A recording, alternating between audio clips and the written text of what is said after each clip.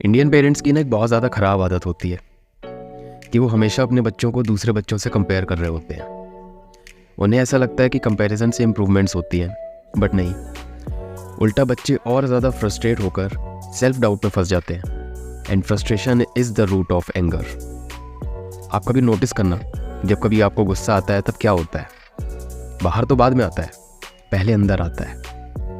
उससे भी पहले एक फ्रस्ट्रेशन होती है जो अंदर ही अंदर पनप रही होती है, और जब वो एंगर बनकर बाहर नहीं निकलती, एक्सप्रेस नहीं होती, तब वो डिप्रेशन का रूप ले लेती है। इंडियन पेरेंट्स को पता नहीं ऐसा क्यों लगता है कि एक उन्हीं की औलाद सबसे ज़्यादा बेवकूफ़ और नालायक है, बाकी सबकी समझदार है। मतलब अगर ट्रेन के गेट पे 10 बच्चे खड़े होंगे तो और किसी का नहीं, केवल उन्हीं का बच्चा गिरेगा। अगर रात में 10 बच्चे नाइट आउट के लिए निकलेंगे तो और किसी का नहीं, केवल उन्हीं का बच्चा किडनैप हो जाएगा। तेरे 60% आए, ये कोई मार्क्स हैं? यहाँ तक तो ठीक है। उसके देख 92% आए, ये गलत है। और जब ये फ्रस्ट्रेशन एंगर बन के निकल नहीं पाती है, एक्सप्रेस नहीं हो पाती है कई दिनों तक, कई महीनों तक, तब बच्चे मेंटल इलनेस का शिकार होने लगते हैं। In fact Indian journal of psychiatry के अनुसार कोरोना के टाइम के पहले भी 50 मिलियन बच्चे मेंटल इलनेस का शिकार थे। और इसके रूट कॉजेस क्या थे? Studies, relatives, family pressures. अब ऐसा कैसे हो कि पेरेंट्स हमें बच्चों को कंपेयर ना करें? इसके लिए पेरेंट्स को ये सोचना पड़ेगा कि कोई उन्हें कंपेयर करे तो कैसा लगेगा, जैसे वो बच्चों को करते हैं। बच्चों को कंपेयर करने से पहले पेरेंट्स को अपने आप को शीशे में देखना पड़ेगा। कोई बच्चा अपने पापा को हीरो समझता है और वहीं उसके पापा उसको कंपेयर करके ये कह रहे होते हैं कि कैसे उनकी औलाद नालायक है और उनके दोस्त के बेटे कितने समझदार। फिर भले ही उनके दोस्त के बेटे को सिर्फ बैठ के खाने के अलावा कुछ भी ना आता हो, और तुम्हें में भी गिटार बजाना भी आता होगा, तुम स्केच भी कर लेते होगे, तुम्हें बात करनी भी आती है, तुम कुछ बड़ा करने की सोच रखते हो, तुम लड़कियों को अप्रोच करना भी जानते हो, बट स्टिल उन्हें ये सारी स्किल्स दिखाई नहीं देती और उन्हें अपने रिलेटिव्स के वो बच्चे पसंद आते हैं जो 9 to 5 की जॉब कर रहे होते हैं, और वो उन्हें तुमसे बेटर लगते हैं। उन्हें तुम्हारी इतनी सारी स्किल्स छोड़कर अपने दोस्त का बेटा सिर्फ इसलिए तुमसे बेटर लग रहा होता है क्योंकि मे बी उनके दोस्त के बेटे ने सिफर साइड चूज़ की हो, क्योंकि वो लाइफ में खुद से कुछ नहीं कर सकता और वो अपने पापा की दुकान में बैठकर उसे संभालने लगा हो, और सब्ज़ी खरीदते वक्त 10 रुपए की धनिया एक्स्ट्रा लेकर आ जाता हो। बस तुम उससे पूछोगे गिटार बजा लेते हो? नहीं। सिंगिंग कर लेते हो? नहीं। स्केचिंग कर लेते हो? नहीं। लड़कियों को अप्रोच कर सकते हो? नहीं।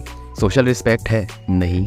उनके पास सभी सवालों का एक ही आंसर मिलता है कि भाई हम तो धंधा करने वाले लोग हैं, हमारे पास ये सब चीज़ें करने का टाइम नहीं है। Never criticise your children.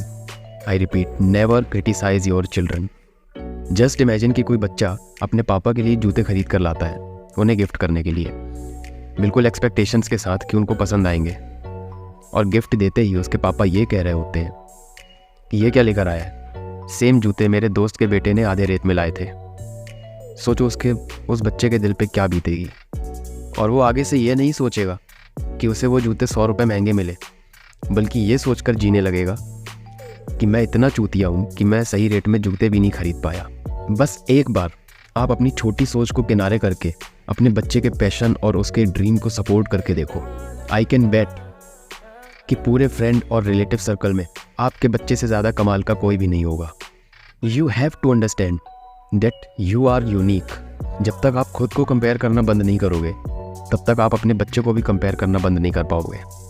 और अगर इतनी सी बात बस समझ में आ जाए ना, पकड़ में आ जाए, तो लाइफ बहुत बढ़िया हो जाएगी, आपकी भी और आपके बच्चे की भी। Never stop your child from questioning. Curiosity से बच्चों का माइंड शार्प होता है। मेरी मम्मी ने एक बार मुझसे कहा कि ट्यूसडे को नॉनवेज नहीं खाना चाहिए, तो मैंने पूछा क्यों भाई, ऐसा क्यों, ट्यूसडे को ही क्यों? तब उन्होंने कहा मुझे नहीं पता, बस नहीं खाना चाहिए। तब मैंने कहा कि अगर ऐसा है तो फिर नॉनवेज ही नहीं खाना चाहिए, क्योंकि गलत ये नहीं है कि आप मांस कौन से दिन खा रहे हो, बल्कि गलत ये है कि आप मांस ही क्यों खा रहे हो। तब उन्होंने कहा कि मैंने अपने मम्मी पापा से कभी इतने सवाल जवाब नहीं किए, और उन्होंने जो भी मुझे मना किया करने से मैंने करना बंद कर दिया, जिसकी वजह से पीढ़ी दर पीढ़ी लोग किसी एक चीज़ को फॉलो करते जाते हैं बिना ये जाने कि उसके पीछे का कनेक्शन और उसके पीछे का लॉजिक क्या है।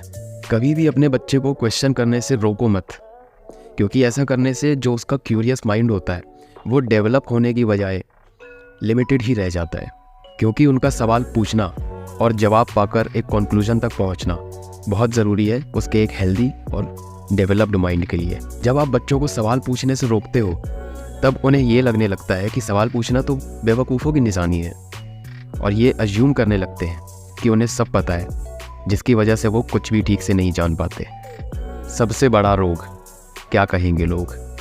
लोग क्या कहेंगे? समाज क्या कहेगा अगर तुम्हें ये नौकरी नहीं मिली तो? लोग क्या कहेंगे? समाज क्या कहेगा अगर तुमने लव मैरिज कर ली तो? हमारे पेरेंट्स लोगों और समाज में इतने ज़्यादा उलझे हुए हैं कि वो हमें नहीं, लोग और समाज को देख रहे होते हैं। और इसमें उनकी कोई गलती नहीं है, क्योंकि वो एक ऐसे टाइम पीरियड में पले बड़े हुए हैं जहाँ पर समाज का एक बहुत बड़ा रोल हुआ करता था, और ज़रूरी भी था, क्योंकि उस समय अपॉर्चुनिटीज़ कम हुआ करती थी।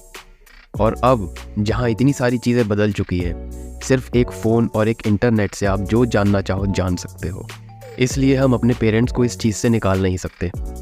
बट अगर आप एक पेरेंट हो और ये वीडियो देख रहे हो, तो आप कोशिश करो कि समाज को ज़्यादा ना देखते हुए आप अपने बच्चे को देखो, उसके टैलेंट को देखो, उसे समझने की कोशिश करिए।